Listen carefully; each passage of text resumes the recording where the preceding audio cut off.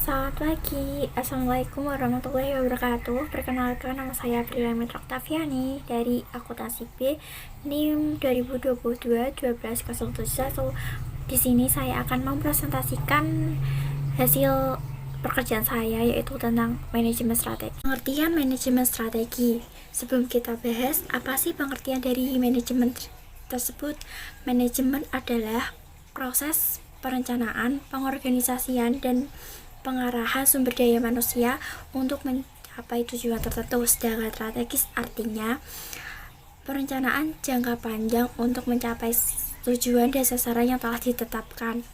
Jadi, manajemen strategis artinya suatu rangkaian aktivitas untuk pengambilan keputusan yang bersifat mendasar atau komprehensif yang dibuat oleh pimpinan kepada pihak-pihak perusahaan untuk mencapai tujuan yang telah ditetapkan. Nah, selanjutnya yaitu 3 alasan mengapa manajemen strategi itu penting. Seperti yang kita lihat di atas, yaitu ada 3, yaitu yang pertama, untuk membedakan seberapa baik kinerja organisasi.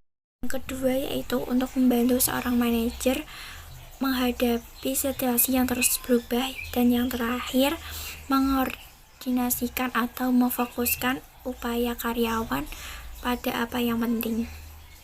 Nah, sekarang kita akan menjelaskan tentang proses manajemen strategis. Yang pertama yaitu menentukan visi, tujuan, dan strategi yang telah ditentukan. Kedua, pelaksanaan analisis eksternal. Yang ketiga, pelaksanaan analisis internal. Yang keempat, memformulasikan strategi. Yang kelima, pengimplementasian strategi. Yang terakhir yaitu keenam, pengevaluasian strategi.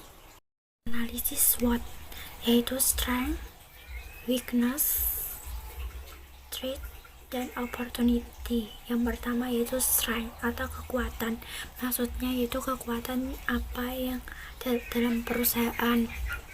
Analisis strength atau kekuatan yaitu kayak apa saja sih kelebihan dari perusahaan ini, apa saja sih hal yang bisa dilakukan untuk membuat perusahaan agar lebih maju daripada sebelumnya. Kedua yaitu analisis weakness atau kelemahan. Apa yang harus ditingkatkan lagi pada perusahaan.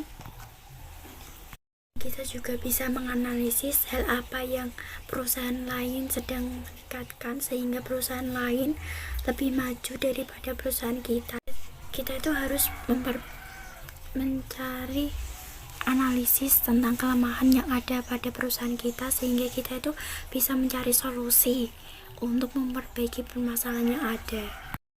Threat atau ancaman, kayak analisisnya itu kayak hambatan apa sih yang sedang kita hadapi, terus gimana cara penyelesaiannya, apa saja sih kebijakan dari pemerintah yang mungkin akan mengancam suatu bisnis yang kita jalani. Itu kan termasuk faktor eksternal ya, jadi kita itu harus mencari solusi atas permasalahan tersebut. Yang terakhir atau keempat yaitu opportunity atau peluang. Jadi analisisnya itu seperti kesempatan apa saja sih yang dapat kita lihat, dan selanjutnya kita bisa menganalisis tentang kayak tren apa yang sekarang ini sedang berlangsung yang berkaitan tentang bisnis kita. Itu juga akan menjadi peluang yang sangat menguntungkan bagi kita sendiri dan juga orang lain tentunya. Di sini saya akan menjelaskan tentang apa sih itu strategi korporat dan apa sih itu strategi kooperatif. Yang pertama saya akan menjelaskan tentang strategi korporat terlebih dahulu. Pengertian dari strategi korporat yaitu strategi korporat adalah strategi yang dijalankan oleh induk grup perusahaan dengan tujuan untuk menciptakan pertumbuhan bagi perusahaan secara keseluruhan dan manajemen berbagai macam bisnis. Selanjutnya yaitu pengertian dari strategi kompetitif, yaitu strategi yang berfokus pada perencanaan manajemen yang bersaing secara sukses. Dan tujuan utamanya yaitu menarik pelanggan, mengatasi tekanan persaingan, dan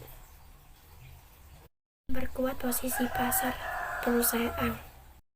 Selanjutnya saya akan memberikan contoh penerapan manajemen strategi di dalam kehidupan nyata. Yang pertama ada PT Teh Sosro yang menambah ide atau variasi baru yang dulunya hanya ada kemasan botol, sekarang telah ada dan berkembang menjadi kemasan kardus.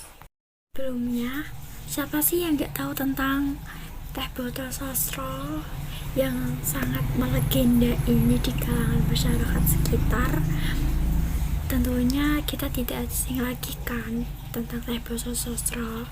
Dulunya kan kemasannya berupa botol, yaitu botol gelas kaca, yang sekarang menambah inovasi baru, yaitu ada yang berupa kardus. Nah, awal mulanya itu begini. Pada awalnya kemasan teh botol Sosro berasal dari pengalaman tes cicip atau on the flash di pasar-pasar tradisional. Ada teh tubruk di botol. Pada demonstrasi pertama, teh itu diseduh dan disajikan oleh pelanggan secara langsung. Namun seiring berjalannya waktu, konsumen ini merasa bosan dan ia akhirnya berpindah tempat, dan akhirnya kayak pemasarannya tuh sepi. Dan kemudian PT Sosro ini melakukan inovasi baru, yaitu setelah teh diseduh di dalam pabrik, kemudian dimasukkan ke dalam tong-tong dan dibawa ke mobil. Cara ini cenderung tidak efektif karena membuat banyak teh yang tumpah selama perjalanan, akibat karena pada tahun sebelumnya jalanan tidak semulus seperti sekarang, sehingga PT Sosro ini mengalami kerugian. Dan akhirnya PT Sosro mencari inovasi yang lain dan terbentuklah inovasi, yaitu dalam bentuk kardus. Dari awal produk ini ditargetkan oleh konsumen yang sering melakukan perjalanan seperti supir dan pejalan kaki. Ini Sosro menyadari bahwa segmen konsumen ini memiliki keinginan hadirnya minuman yang dapat menghilangkan dahaga di tengah perjalanan, yang minumannya itu bisa tergolong praktis, sehingga akhirnya Sosro menghadirkan produk baru, yaitu berupa minuman kardus dalam bentuk kardus. Sekian penjelasan saya tentang manajemen strategi pada PT Teh Botol Sosro. Kedua, yaitu pada saat COVID-19 banyak sekali perusahaan yang mengubah metode penjualannya yang semula offline menjadi online, dengan tujuan agar bisa bertahan di pasar dan memperoleh pemasukan. Karena setiap pebisnis harus bisa beradaptasi di tengah pandemi yang seperti ini, sehingga kita tuh harus bisa mencari peluang dan juga usaha agar kita bisa terus berjualan. Kita bisa melakukannya dengan cara pemasaran online melalui media elektronik maupun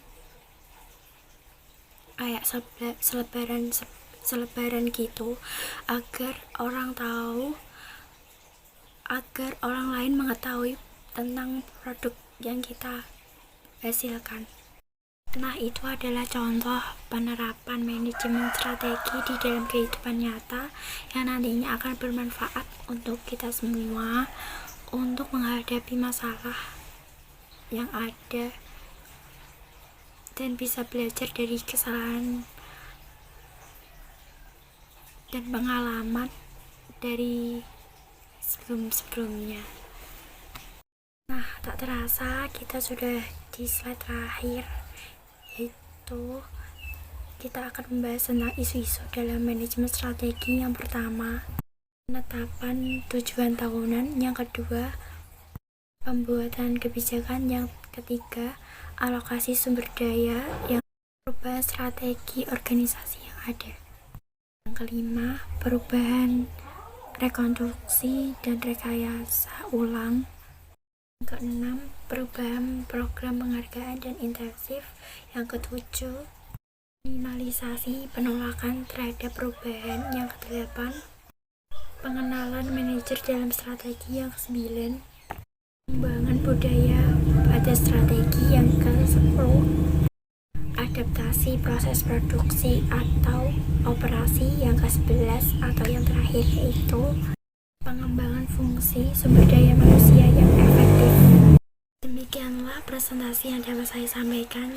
Jika salah presentasi saya ada kesalahan kata maupun sikap dari video ini, saya mohon maaf yang sebesar-besarnya. Wassalamualaikum warahmatullahi wabarakatuh. Terima kasih dan sampai jumpa.